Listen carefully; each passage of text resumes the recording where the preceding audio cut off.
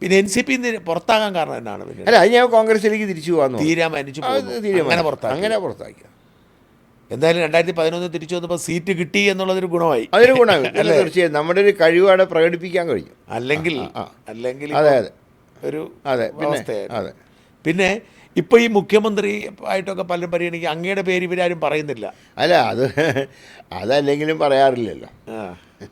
ഞാൻ പക്ഷെ ഒരു കാര്യം മാത്രമേ ഞാൻ പറഞ്ഞുള്ളൂ. ഞാൻ പറഞ്ഞ നിങ്ങളെ ഇലക്ഷൻ കഴിഞ്ഞിട്ട് മന്ത്രിയാക്കുകയില്ല എന്നുള്ളത് നിങ്ങളുടെ കാര്യം, നിങ്ങൾ തീരുമാനിച്ചു. പക്ഷേ കോൺസ്റ്റിറ്റ്യുവൻസിയിൽ എനിക്ക് ആവശ്യത്തിനുള്ള സഹായം കിട്ടിയേ പറ്റൂ. അതിൽ അല്ലെങ്കിൽ ഞാൻ പൊട്ടിത്തെറിക്കുന്നു പറഞ്ഞു. അല്ല, നിങ്ങൾ മന്ത്രിസ്ഥാനം തന്നില്ലെങ്കിലും ഞാൻ പൊട്ടിത്തെറിക്കില്ല. കാരണം ഇതിൻ്റെയൊക്കെ അവസ്ഥ എന്നാൽ എനിക്കറിയാം. എനിക്ക് 10 വയസ്സുള്ളപ്പോൾ മന്ത്രിമന്ദിരത്തിൽ കയറിയ ഒരാളാണ് ഞാൻ. ഇതിൻ്റെ സുഖവും ദുഃഖങ്ങളൊക്കെ ഞാൻ കണ്ടിട്ടുണ്ട്. ഇത് എപ്പോഴും ടെൻഷനുമാണ്.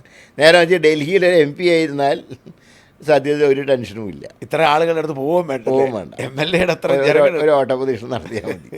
അല്ല, പക്ഷേ KC വേണൂർ പറഞ്ഞിരിക്കുന്ന മന്ത്രിയായിരിക്കും. അതെ അതെ, ഞാൻ അത് പാർട്ടി തീരുമാനിക്കട്ടെ. പക്ഷേ എൻ്റെ ഒരു ആവശ്യം എന്ന് പറയുന്നത് അത്രയേ ഉള്ളൂ.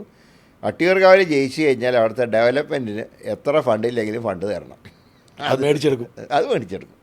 ഇനിയിപ്പോൾ ഉള്ള പദ്ധതി എന്ന് പറഞ്ഞാൽ വട്ടിയൂർക്കാവ് മാത്രമായി ഫോക്കസ് ചെയ്ത് തീർച്ചയായും. അതെ, അതിൻ്റെ അപ്പുറത്തേക്ക് ഇനി അപ്പുറത്തേക്കൊന്നുമില്ല. MP ആയിട്ടില്ല, വേറെ ഒരു പരിപാടിയൊന്നുമില്ല. ഇനി ബാക്കി എല്ലാം മാറ്റി വെച്ചു.